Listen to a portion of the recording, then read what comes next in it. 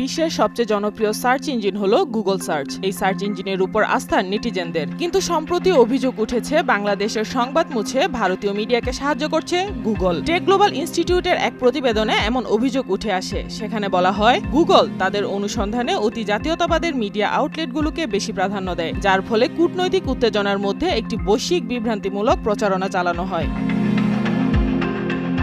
৫ August fascist হাসিনার ক্ষমতাচ্যুতির পর তিনি ভারতে পালিয়ে যান। তারপরই ভারত বাংলাদেশের সম্পর্কের মধ্যে তৈরি হয় উত্তেজনা। আর এই উত্তেজনার চরম রূপ প্রকাশ পায় ২০২৪ সালের ২৫ নভেম্বর চিন্ময় কৃষ্ণ দাসকে গ্রেপ্তারের মধ্য দিয়ে। একজন হিন্দু সন্ন্যাসী এবং সম্প্রদায়ের নেতা চিন্ময় কৃষ্ণ দাসকে রাষ্ট্রদ্রোহের অভিযোগে গ্রেফতার করেছিল বাংলাদেশি কর্তৃপক্ষ। তাকে গ্রেপ্তারের পরপরই শুরু হয় ভারত বাংলাদেশের মধ্যকার বিক্ষোভ। ঘটনাটি দক্ষিণ এশিয়া এবং তার বাইরের মিডিয়ারও যথেষ্ট মনোযোগ আকর্ষণ করেছিল, বিশেষ করে চট্টগ্রামে একজন আইনজীবী নিহত হওয়ার পর।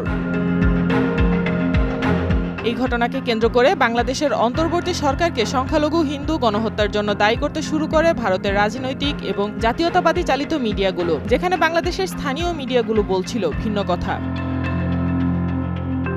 ভারতীয় মিডিয়ার প্রাধান্য বাংলাদেশের সংবাদ মাধ্যমের উপর যে প্রভাব ফেলেছে, বিশেষ করে বাংলাদেশে ঘটে যাওয়া ঘটনাবলী সম্পর্কে গুগলে অনুসন্ধান করলে ভারতীয় সংবাদ মাধ্যমের খবর শীর্ষে উঠে আসে, যা স্থানীয় সংবাদ মাধ্যমগুলোকে অনেক পিছনে ঠেলে দেয়।